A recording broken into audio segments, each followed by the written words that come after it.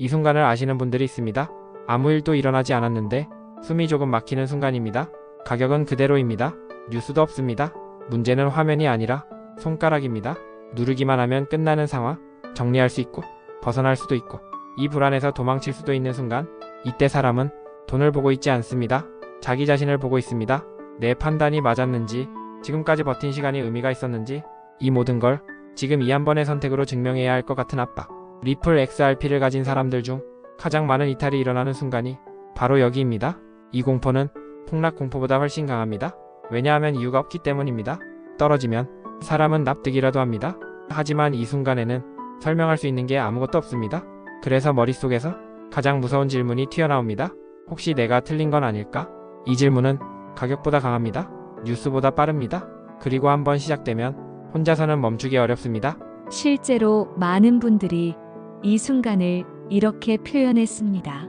손해를 본 느낌보다 재판을 기다리는 느낌 같았다고요. 판결은 아직 나오지 않았는데 이미 마음속에서는 유죄를 선고받은 기분이었다고 합니다.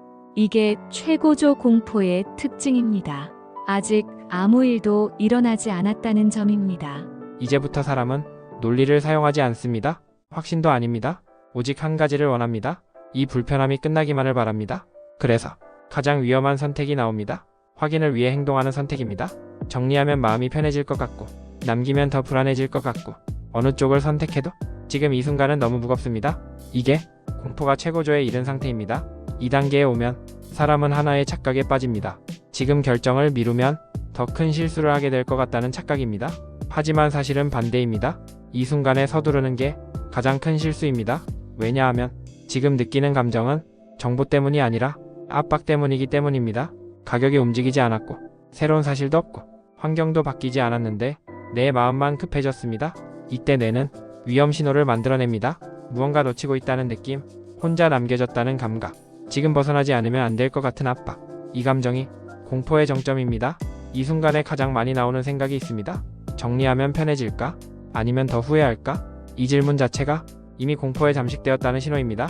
왜냐하면 이 질문에는 구조도 없고 정보도 없고 미래도 없기 때문입니다. 오직 지금의 불편함을 없애고 싶다는 욕구만 남아 있습니다. 많은 사람들이 이 시점을 이렇게 말합니다. 머리로는 아직 아니라는 걸 아는데 손이 말을 안 듣는 순간이었다고요. 이건 판단이 아니라 도망 욕구입니다. 그래서 이 선택은 나중에 더 오래 남습니다. 여기서 하나 더 위험한 착각이 있습니다. 이 결정을 내리면 내가 다시는 이 공포를 느끼지 않을 거라는 생각입니다. 하지만 현실은 다릅니다. 공포는 사라지지 않습니다. 형태만 바뀝니다. 정리하면 왜 그때 버티지 못했는지 묻게 되고 남기면 왜 아직도 들고 있는지 스스로를 몰아붙입니다. 그래서 이 순간의 선택은 어느 쪽이든 감정의 빚으로 남기 쉽습니다. 이쯤에서 반드시 현실적인 이야기 하나를 해야 합니다. 공포가 최고조일 때 사람들은 자산 관리에 가장 취약해집니다. 급한 마음에 거래소에 그대로 두거나 보안 상태를 점검하지 않은 채 방치하는 경우가 많습니다. 해외에서는 이런 순간을 노린 해킹이나 출금 제한 사례가 실제로 반복되어 왔습니다. 그래서 감정이 흔들릴수록 내가 직접 관리하는 지갑의 중요성은 더 커집니다. 영상 아래 고정 댓글이나 프로필에 지갑 관련 안내를 남겨두었으니 결정을 내리기 전에 한 번은 꼭 확인해 보시길 바랍니다. 이제 이 질문을 드리겠습니다. 지금 이 영상을 보면서 조금 숨이 가라앉았나요? 만약 그렇다면 그 이유는 단순합니다. 공포를 없앤 게 아니라 정체를 봤기 때문입니다. 이 영상이 지금 당장 무엇을 하라고 지시하지 않는 이유도 그 때문입니다. 여기서 하나 부탁드리겠습니다. 지금 이 내용이 여러분이 느끼던 공포를 정확하게 말로 표현해줬다면 이 영상에 좋아요 한 번만 눌러주세요. 같은 순간에 서 있는 사람들에게 이 이야기가 전달될 수 있습니다. 공포가 최고조를 지나면 이상하게도 세상은 그대로입니다. 가격도 그대로이고 뉴스도 그대로이고 아무 일도 없었던 것처럼 흘러갑니다. 그런데 문제는 사람 안에 남아 있습니다. 아까 그 순간 누르지 않았다는 사실 혹은 누르고 말았다는 사실, 어느 쪽이든 마음속에는 질문이 하나 남습니다. 그때 그 선택이 맞았을까? 이 질문은 조용하지만 오래갑니다. 밤에 혼자 있을 때 갑자기 떠오르고 괜히 다시 차트를 열어보게 만듭니다. 여기서 사람들이 가장 많이 후회하는 지점이 나옵니다. 선택의 결과가 아니라 선택의 이유를 정리하지 못한 상태였다는 점입니다. 왜 남겼는지, 왜 정리했는지 이걸 말로 설명하지 못하면 사람은 계속 스스로를 의심합니다. 그래서 공포는 결정 이후에도 끝나지 않습니다. 형태를 바꿔서 후회라는 이름으로 남습니다. 실제로 이런 말을 한 분이 계셨습니다. 그날 이후로 가격보다 내가 왜 그때 그렇게 급했는지가 더 자주 떠올랐다고요.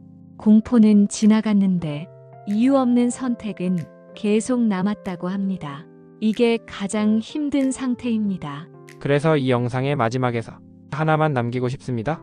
리플 XRP를 들고 있느냐 아니면 정리했느냐가 이야기의 끝이 아닙니다. 진짜 중요한 건 그 선택을 할 때 공포가 나를 밀었는지 아니면 내가 구조를 이해하고 움직였는지입니다.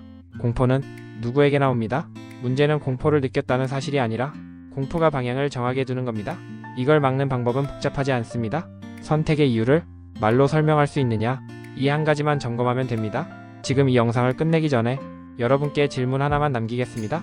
그날 그 순간 여러분을 움직이게 했던 건 정보였나요? 아니면 불편함을 끝내고 싶다는 마음이었나요? 이 질문에 지금 바로 답이 나오지 않아도 괜찮습니다. 다만 다음에 같은 순간이 왔을 때 이 질문이 떠오른다면 그때는 지금보다 덜 흔들릴 겁니다. 이 영상은 용기를 주기 위한 것도 확신을 강요하기 위한 것도 아닙니다. 다만 가장 위험한 순간이 언제였는지를 정확히 보여주고 싶었습니다. 댓글로 남겨주세요. 그날 여러분을 멈추게 했던 건 무엇이었는지, 가격이었는지, 아니면 말로 설명하기 어려운 불안이었는지